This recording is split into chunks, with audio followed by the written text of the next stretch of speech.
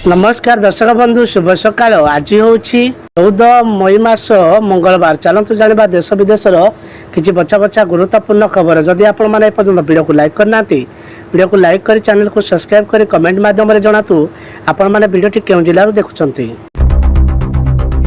राज्य में चाषी को आर्थिक सहायता जोगाइवाई ओडिशा सरकार कालिया योजना प्रचलित।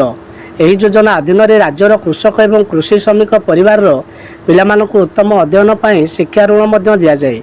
एहीपरि यही योजन ओडिशार कृषक परिवार मानकु सेमानकर आर्थिक चिंता दूर कर सेमानकर जीवनशैली में उन्नति आनिबारे सहाय्य करे।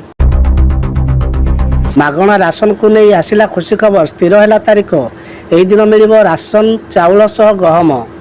जदि आपण मागणा राशन लाभ उठाउछन तेबे मागणा राशन बटन तारीख को नहीं बड़ अपडेट आछि। एही मासरे मे 14 रु 29 मध्य राशन बंटा हेबो। डीएससी और विजय प्रताप सिंह सूचना देइछन्ति जे योग्य राशन कार्ड को 2 किलो गहम एवं चीनी किले चाउल दिया जिवो।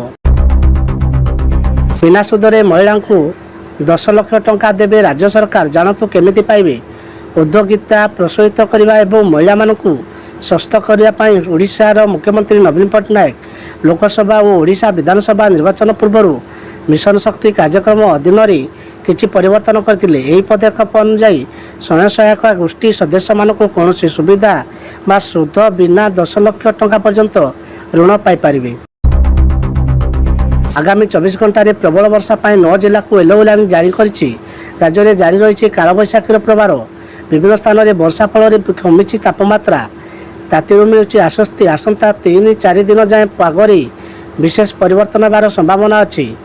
आगामी 24 घंटे प्रबल वर्षा पाई 9 जिला को रायगड़ा कोरापुट गंजाम गजपति पुरी मयूरभंज केउझर बालेश्वर और भद्रक को येलो वार्निंग जारी करा जायछि। आज जानतु केउं शहर केते रही डीजेल पेट्रोल मूल्य। गाड़ी में तेल पकाइबा पूर्व जानि नियंतु आज केते रही तेल दर। देशर किछि स्थान में तेल दर स्थिर करथिबा बेले अन्य किछि स्थान में तेल दर परिवर्तन होइछि। भुवनेश्वर पेट्रोल दर परिवर्तन होइतिबा देखिबा मिलिछि। सेपरि देशर अन्य किछि स्थान में दर खसुवा बेले आउ किछि स्थान में दर वृद्धि पाइबाकु देखिबा मिलिछि। एही बैंक अकाउंट थिले आसीबो 1000 टंका। जल्दी करंतु आवेदन। जदि आपनकर बैंक अकाउंट खोलिछि तेबे आपनक पई खुशी खबर। प्रत्येक नागरिक वित्त सेवा जोड़िबा पई आरंभ होइतिला जनधन अकाउंट योजना। लक्ष्य थिला सहरांचल हो कि ग्रामांचल प्रत्येक नागरिक को बैंक पक्षरु दिया जाउथिबा सुविधा जोगाई देबा।